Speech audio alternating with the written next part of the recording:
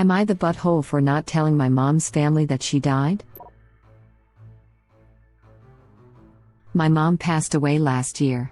She had been estranged from her family for years. Two of her siblings would periodically try to reach out, and they would talk, but it never really moved beyond that. My mom expressed several times that she wouldn't want them at her funeral, nor would she attend theirs. In fact, she preferred if no one told them at all. So that's what I did. One of my aunts contacted me recently and asked about my mom.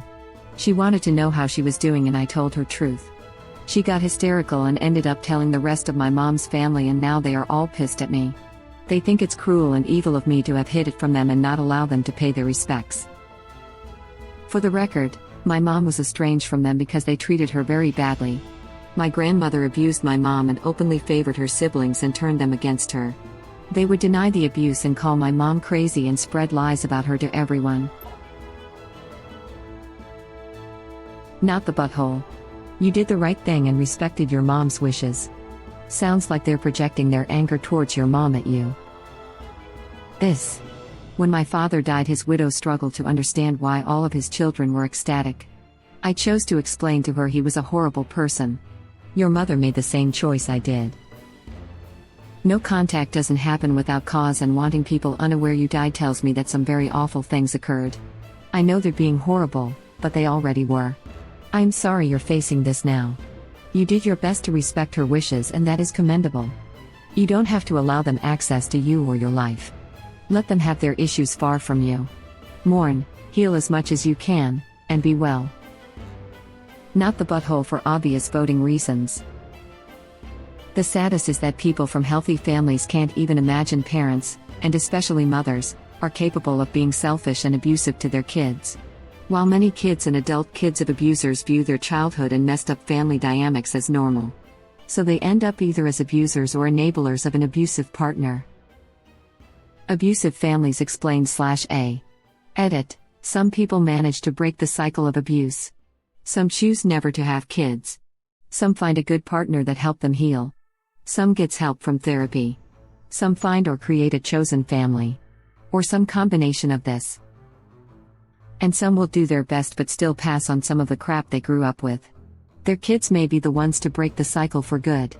Emotional immaturity in adults is always bad, it's just a matter of degree. Web link. It's not impossible for people to get out. It never made sense to me. I am aware it's rare, but we black sheep happen, and I for one spend my non-grazing time, joke in case of text tone, helping people escape. Sometimes it just takes saying, "This isn't okay." I much prefer the term scapegoat because that's what I am. And yes, we're often the ones able to break free, but CPTSD is the price we pay for our abusive childhood. I've spent decades unlearning, and on fixing my normal meter. AITA and 15 years in therapy. I also have CPTSD.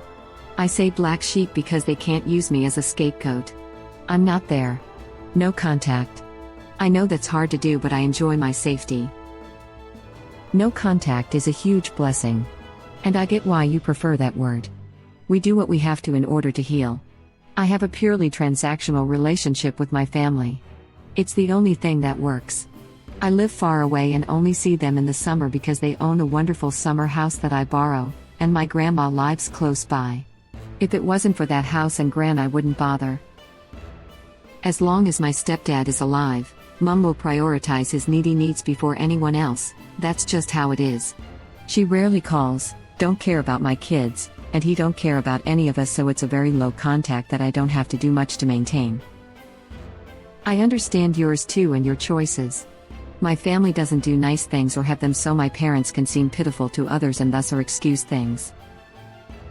My mum switches between treating my sister and I as the scapegoat or golden child. At the moment I'm the golden child and my poor sister is getting the full extent of my mum's abuse, but it can switch so quickly. It's awful because I think if my mum had continued to treat me as the golden child throughout our childhood, I was for many years, then I think my sister would hate me, and I would probably hate her too. In a way I'm lucky I developed an autoimmune disease that prevented me from being completely compliant and perfect and made me into the problem because my sister got a break from being the scapegoat, though she was neglected instead. Both of us definitely have CPTSD from our childhoods though. I hope that both of us can get out and stay as close as we are now. Agreed. I am one of these people as well. One of the hardest things to deal with is people telling you that you should get over it, or reconcile because it's your mom or you only have one family. I'm so tired of those talks. Me being born did not give my mom the right to treat me the way she did because I owed it to her. Nor would I want her or any of my craphead siblings near my own child. I meet more people that understand than don't, but for F's sake, if someone says they don't talk to their family, just accept it and their reasons. You only have one family, thank God for that. And don't forget the guilt. Where there's anger, there's often guilt underneath, because they know they behaved badly. Guilt and their public image. They probably lied whenever friends and acquaintances made small talk and gave vague but positive answers. Of course, she's doing fine, all's well, we just talked. No, she doesn't visit often, so busy with her job. The next time someone asks how their daughter/niece sister is doing, they either have to say the ugly truth, that the last time they talked about her, she was already dead, they've just now heard about it, they don't even have many details. That's ugly. Or they lie, pretend she's still alive, or give half-truth, but those aren't little white lies anymore, because when those come out, and there's a good chance they might at some point, it's uglier than admitting the truth. There might be the type of guilt that's rooted in regret, that now, all chances and possibilities are gone, and that they wish they had been kinder. But there's also a good chance that the guilt they feel is rooted in now we made it difficult for all of us, if at least I had played nice, I wouldn't be in this ugly situation today. Most likely, it's a mix of everything, as there's rarely one simple answer to complex feelings and dynamics, good or bad. Original poster is, of course, not the butthole. She probably could have made things easier for herself if she had mailed them the fact after the funeral and the storm would have been over months ago, but that's just a strategic issue, not an butthole issue. Exactly. If they really just wanted to pay their respects, then they can do so at your mother's grave. It's not about that. Now people will notice that they knew so little about their sister/daughter, that she could literally die without them knowing. They now probably have problems keeping their perfect family charade alive. People like that only care about appearance, so be ready for them to paint a picture where you're the mean witch who deliberately excluded them for malicious reasons. Also, not the butthole. If anything, original poster could have blocked them completely and not responded to their attempts at contact. You're better off without abusive people like that. Not the butthole. It says a lot that your mother's sister went a year without checking up on her at all. If she wanted to be in the loop, she could have been in the loop. Your mom didn't want these people involved in her life, so they weren't involved when she died. It takes a lot to write someone off so thoroughly you verbally express to your child that you don't want them at your funeral. The fact that the family can't understand or respect that, even after her death, and they're taking it out on you, shows just how right your mom was.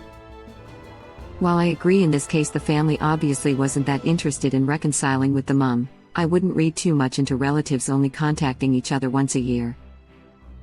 My brother lives in another country, and we're not at all estranged. While we're not particularly close, there's also no bad blood, and I'd still expect that we'd be told if something big, like death, marriage, or the birth of a child, happened to one of us. I did check in with him a couple of times because he lives in a country with COVID, but that's a special case. Not the same as this situation, obviously, where there was abuse and the mum specifically requested they not be informed. I can hold space for that. If that's the nonverbal agreement, and everyone's happy and feels cared for with that level of communication, I can definitely see that being the case. Maybe it has more to do with what feels like neglect when there's a departure from the norm. If family members normally contact each other more frequently, and then choose to ostracize just one member, and not because of that member's preference, then it would probably hit harder. Yeah, that's a fair point. My brother is equally as hopeless with communication with everybody in the family, not just me. I called my brother at least once a month. We would talk for an hour or two. It wasn't horrible. A year or two of this later I told him I was tired of always initiating the communication. It was his turn to call next. That was 17 years ago. I'm still waiting. Not the butthole. This happened to me with my half-brothers. We have the same dad. At our dad's funeral type thing, I told them I was worried that they'd no longer talk to me. They assured me that wouldn't happen. What they didn't know is, while at my dad's funeral, my mom had already started dating a new guy a week after my dad died, and we were packing to move into his house. The funeral was a month after his death. They found out a few months later. I never supported it. I despised my mom and her boyfriend. I never pretended to support it. My mom neglected me. She always had a serious drinking problem, and it further escalated. She called me jealous when I brought up concerns about her boyfriend's actions, which she later agreed with, so I wasn't just making crap up. I had no figures in my life providing support for me, physically or emotionally. I was totally and completely alone. I was a victim. But, because they had a problem with my mom, they stopped talking to me. We spoke a few times when this was happening, but suddenly, my calls and texts stopped being answered. I get it, people are busy. But, it's been over 5 years. No one is that busy. So sorry. My wife is from another country. I know more about what is happening in her family there than I do my own family, most of whom live within 10 miles, 16 kilometers or 90,412.58 bananas, of me. Edited to add measurements in bananas. 10.00 miles is 90,412.58 bananas long. I am a bot and this action was performed automatically. Good bot. Not the butthole. It was what your mom wanted and you were just carrying out her last wishes. I would keep repeating that and end the conversation there. If I were original poster, I'd just stop talking to all of these people. Not the butthole. You honored your mom's wishes and that's all they need to know. You don't owe them anything more. I'm sorry for the loss of your mom and I'm proud of you for respecting her wishes, heart. Good bot. Good bot. Not the butthole. F 'em. Very succinct. You respected the wishes of the person that matters. I had a whole paragraph written, but it was all redundant of F 'em, so I deleted it. Why waste time say lot word when few word do trick? Thank. Not the butthole. The reaction of your mom's siblings as you respect your mom's decision against their abuse just prove the point why they don't deserve any contact. Toxic people react to boundaries with rage, putting guilt, etc. Healthy boundaries protect you and reveal those who disrespect you. Toxic people react to boundaries with rage, putting guilt, etc. Healthy boundaries protect you and reveal those who disrespect you.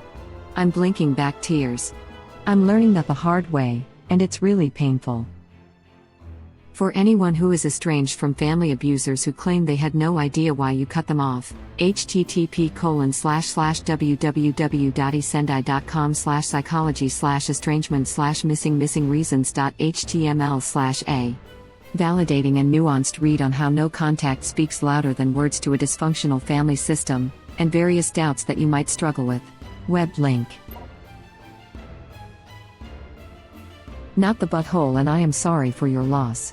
This sounds exactly like my mother's situation with her family. Both my mom's dad/mom treated her terribly growing up, including all the family members on both sides.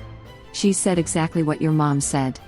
Mine is still alive, but I know for a fact if she was to go I wouldn't be telling her dad, her mom died 90, or anyone else in her family besides her sister who she is close with. You're not the butt for respecting what your mom wanted. I would say nah, at least in the present. They were buttholes to treat your mom like that in the past. But they aren't buttholes to be upset that their sister died without anyone telling them, while you aren't in butthole to do your mother's last wishes.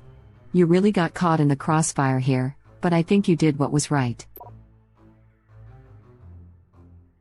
Not the butthole, you followed your mom's wishes. That's what you do for someone you love. They tried to gaslight your mom about her abuse and now they are trying to gaslight you. Block them and move on. What's cruel and evil is trying to guilt you for following her wishes. You don't owe them anything. By the way, I'm sorry your mom passed. Losing someone is difficult and you deserve peace.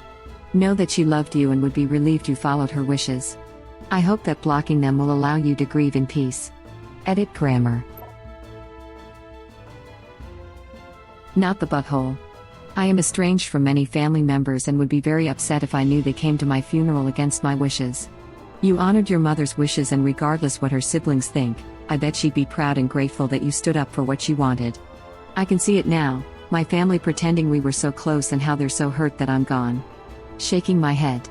I don't know your family, I just know that kind of hypocrisy would happen in mine. Not the butthole. Thank you for watching.